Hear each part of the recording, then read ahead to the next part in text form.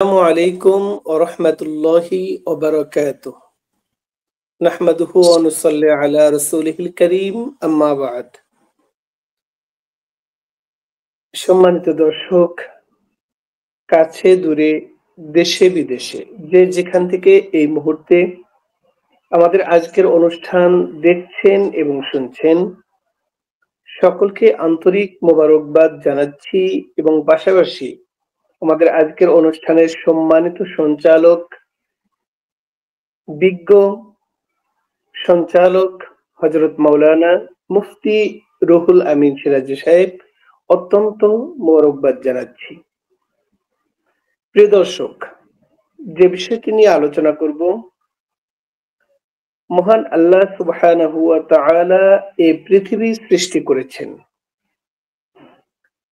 এই পৃথিবী সৃষ্টি করার পর এই পৃথিবীতে মানব জাতিকে পাঠিয়েছেন এই পৃথিবীটাকে আবাদ করার জন্য, এই পৃথিবীকে রক্ষণাবেক্ষণ করার জন্য এবং এই পৃথিবীতে মহান সৃষ্টিকর্তা স্রষ্টা আল্লাহ তাআলার বিধানকে এই পৃথিবীর বুকে প্রতিষ্ঠিত করে আল্লাহর খাঁটি বান্দা, আল্লাহ তাআলার খাঁটি গোলাম হিসেবে পৃথিবী থেকে চলে যাওয়ার জন্য তিনি মানব জাতিকে পাঠিয়ে মানব জাতির হেদায়েত, সৎপথ প্রদর্শনের জন্য, মানব জাতিকে কল্যাণমুখী করার জন্য তিনি মানব জাতির নিকটে রহমত স্বরূপ এমন একজন ব্যক্তিত্ব, এমন একজন মানুষকে আল্লাহ পৃথিবীতে পাঠিয়েছেন।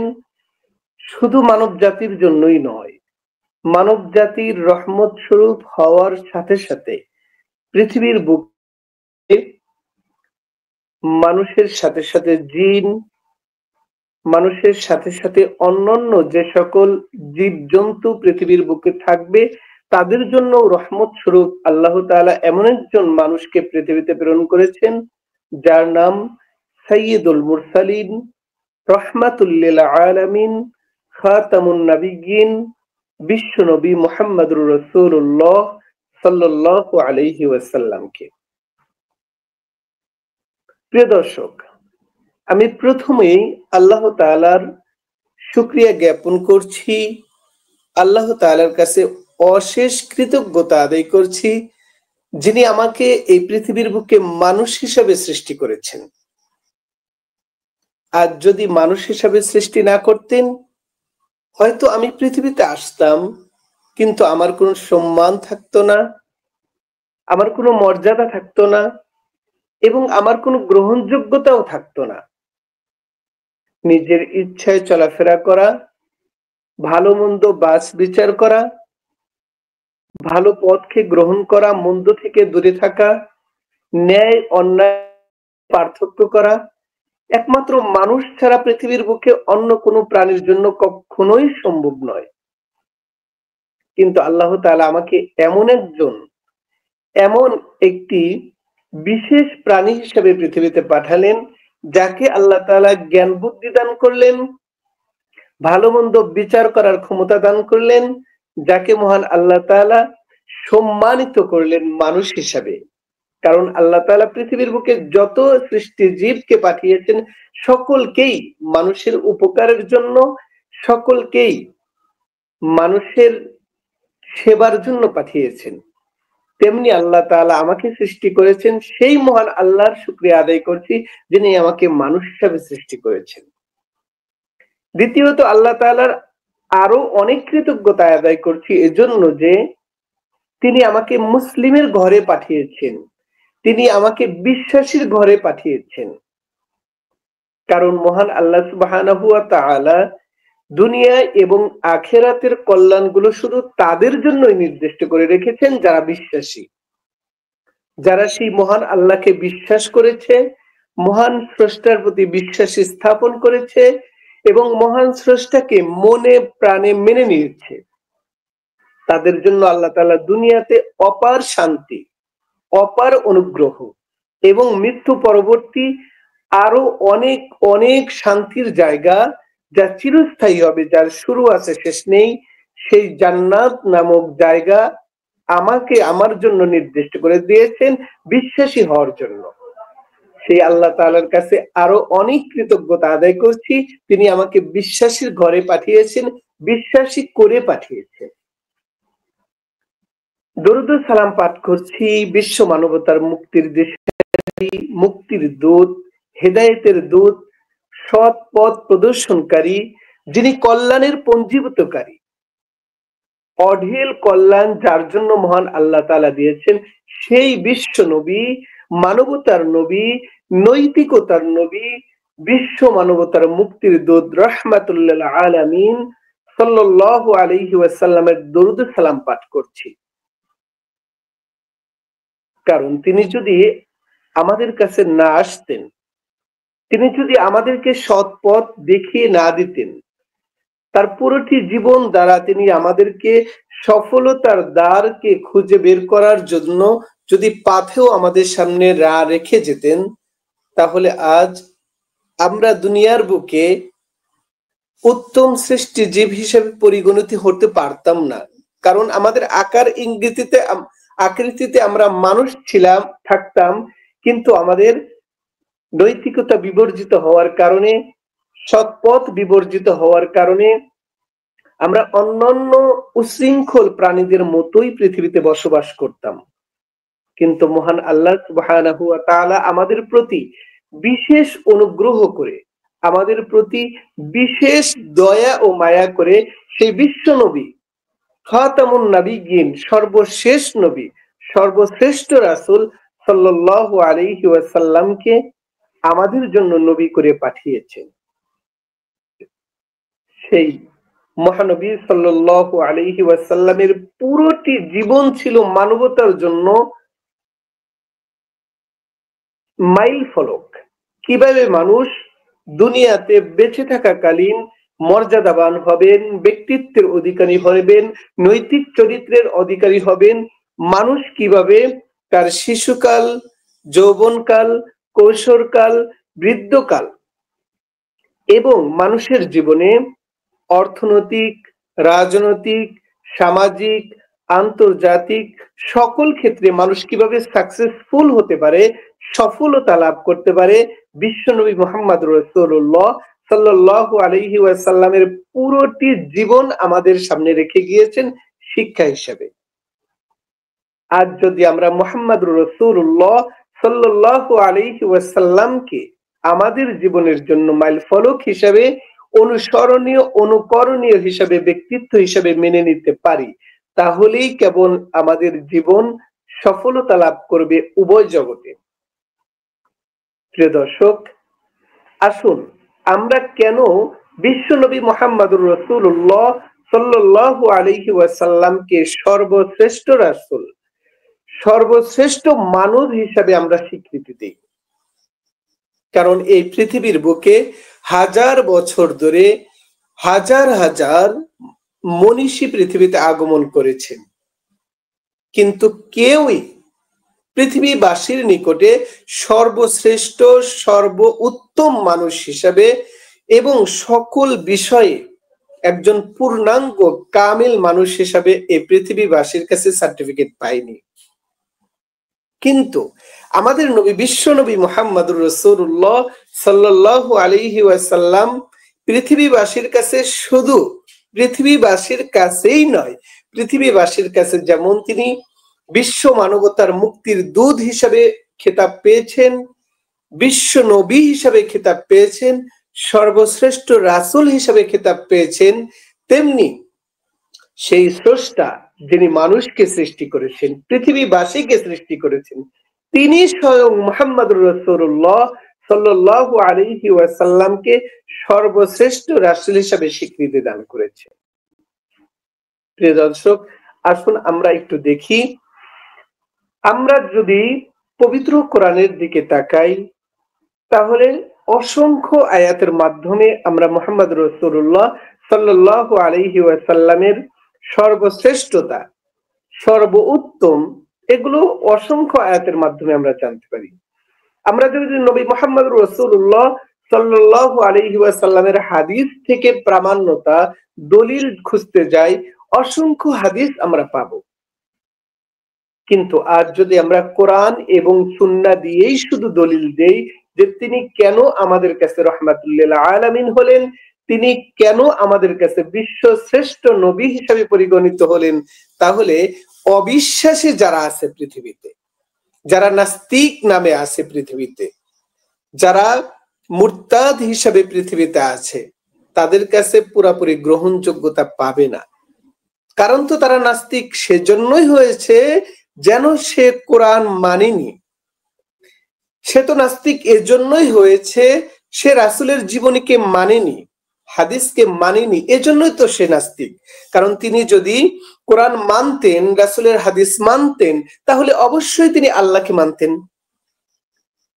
কারণ যেই কোরআন সৃষ্টি করেছেন আল্লাহ, যেই রাসূলকে পাঠিয়েছেন আল্লাহ, যদি কেউ সেই রাসূলের হাদিসকে মানেন, রাসূলের উপরে অর্পিত কোরআনকে মানেন, তাহলে অবশ্যই তাকে আল্লাহকে, স্রষ্টাকে মানতে হবে।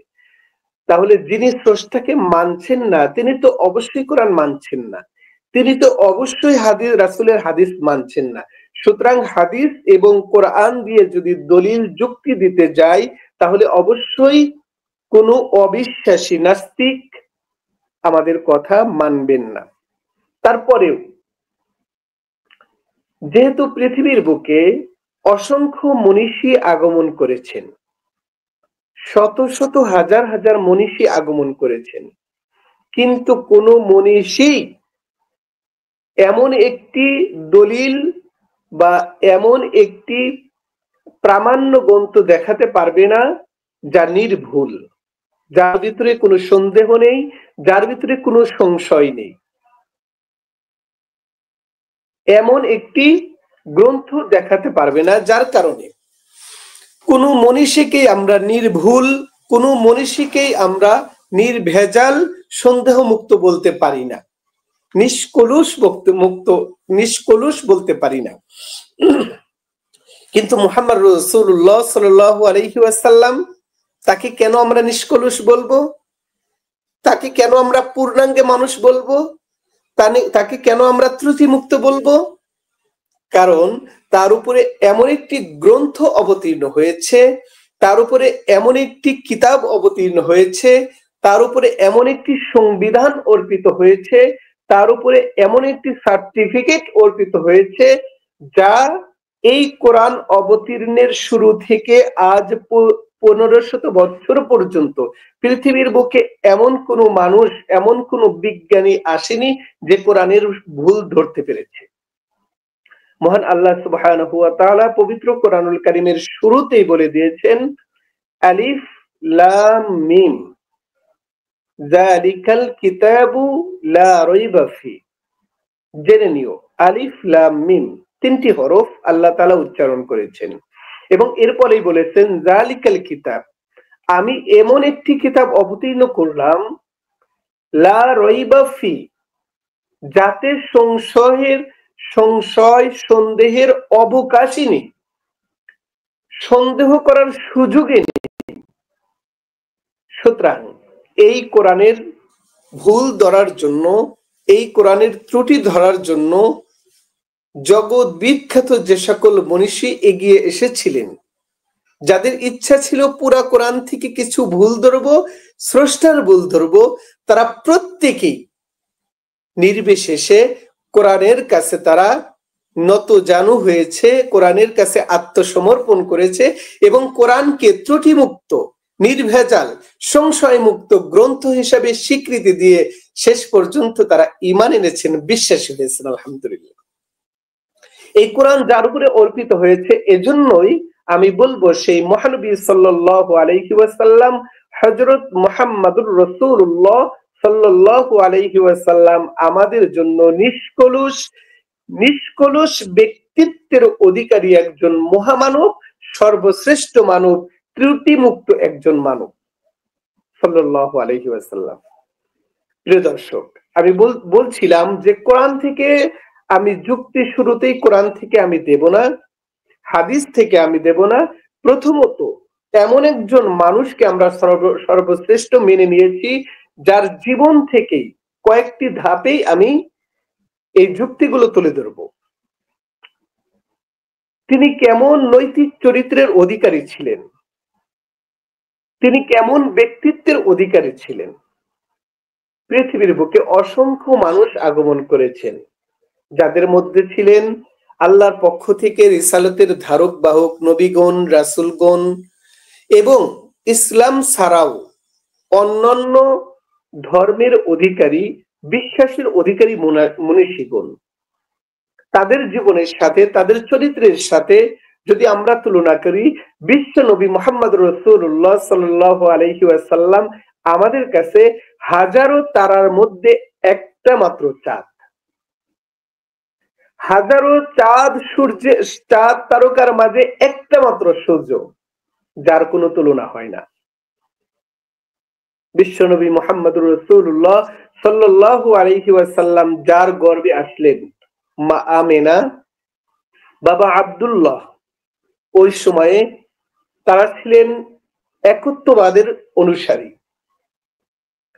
তাদের গর্ভে মুহাম্মদুর রাসূলুল্লাহ সাল্লাল্লাহু আলাইহি ওয়াসাল্লাম আসার পর হাঁটি হাঁটি পা পা করে তিনি যখন শৈশব ছেড়ে কৈশোর বয়সে উপনীত হচ্ছেন, তার আশেপাশের মানুষগুলো, সমাজের মানুষগুলো যারা তার সাথে মিশছেন, তাকে দেখছেন, তাকে চিনছেন, তার সাথে মেলামেশা করছেন, প্রত্যেকেই সর্বক্ষেত্রে রাসূলুল্লাহ সাল্লাল্লাহু আলাইহি ওয়াসাল্লামকে অনন্য ব্যক্তিত্বের অধিকারী হিসেবে পেয়েছেন। নৈতিক চরিত্রের দিক থেকে তাকে সর্বদিক থেকে পূর্ণাঙ্গ পেয়েছেন। সর্বশেষ তাকে আল আমিন, সাদিক, আল আমিন হিসাবে তারা স্বীকৃতি দিয়েছে, বিশ্বাসী হিসাবে তারা স্বীকৃতি দিয়েছে। আস্তে আস্তে যখন মানুষের কাছে বড় হতে লাগলেন, তিনি এমন একটি সমাজে বেড়ে উঠছিলেন যে সমাজের মানুষগুলো হাজার হাজার দেবতার পূজা করত। মাটি দিয়ে, খড়কুটা দিয়ে, পাথর দিয়ে, এগুলো জিনিস দিয়ে তারা দেবতা বানাতো, সৃষ্টিকর্তা বানাতো এবং সেগুলোর তারা ইবাদত করত, সেগুলোর তারা তাদের কাছে মাথা নত করত এবং স্রষ্টা হিসেবে তাদেরকে বিভিন্ন শক্তির অধিকারী হিসেবে মানত। সেই সমাজে মুহাম্মদুর রাসূলুল্লাহ সাল্লাল্লাহু আলাইহি ওয়াসাল্লাম এমন একজন মানুষ হিসেবে বেড়ে উঠলেন, ওই সমাজের মানুষেরা তাকে এমন ভাবে বিশ্বাস করে নিল, তার নৈতিক চরিত্রকে এমন ভাবে গ্রহণ করে নিল, সর্বশেষ তাকে আল আমিন হিসাবে উপাধি দিল।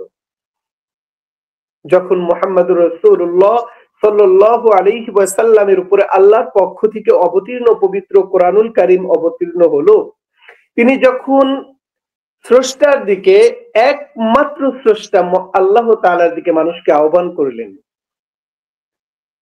যেই সমাজের মানুষ তাকে আল আমিন, বিশ্বাসী হিসাবে খেতাব দিল, তারাই তাকে আল্লাহ তাআলার রাসূল সাল্লাল্লাহু আলাইহি ওয়াসাল্লামকে পাগল হিসাবে আখ্যায়িত করলো, অবিশ্বাসী হিসাবে আখ্যায়িত করলো।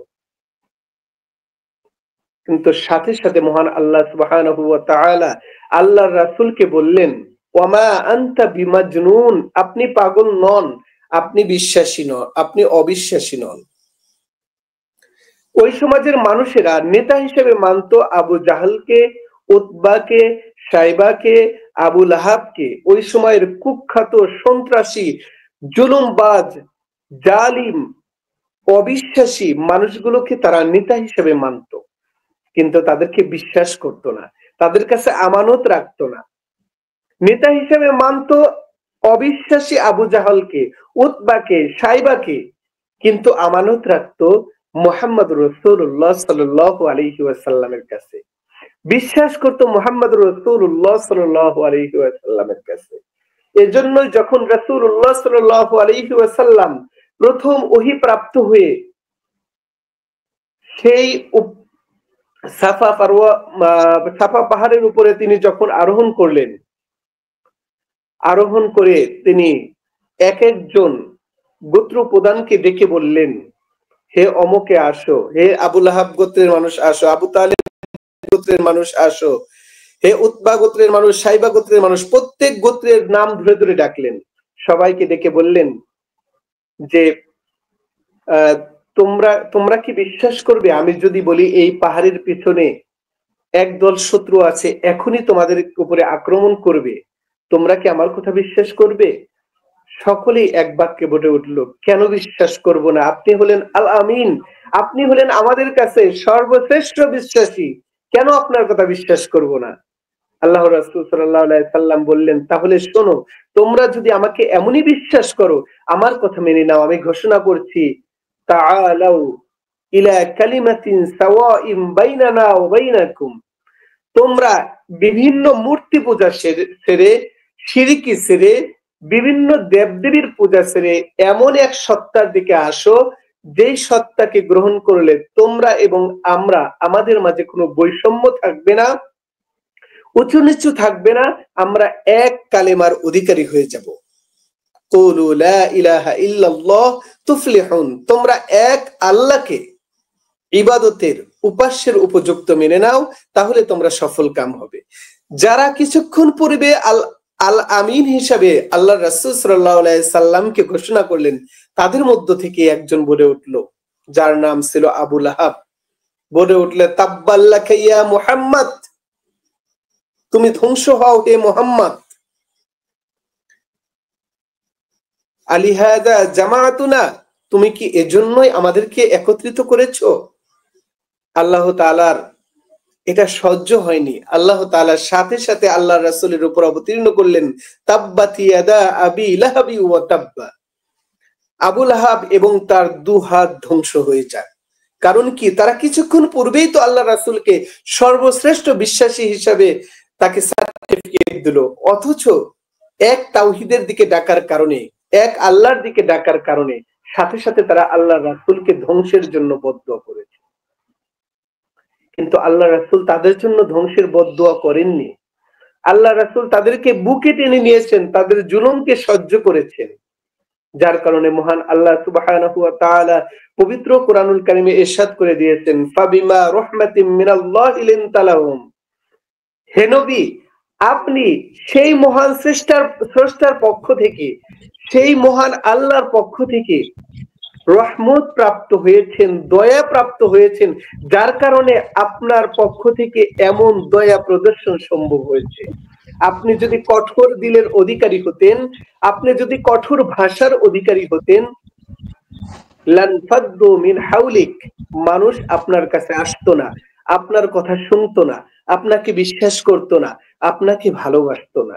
আপনি আল্লাহর পক্ষ থেকে, স্রষ্টার পক্ষ থেকে বিশ্বাসী হয়ে আপনি দয়ার মনের অধিকারী হয়েছেন, যার কারণে মানুষ আপনার কাছে ঘেঁষেছে। প্রিয় দর্শক, এটাই ছিল মহান আল্লাহ সুবহানাহু ওয়া তাআলার পক্ষ থেকে বিশ্বনবী মুহাম্মদ রাসূলুল্লাহ সাল্লাল্লাহু আলাইহি ওয়াসাল্লামের নৈতিক চরিত্র।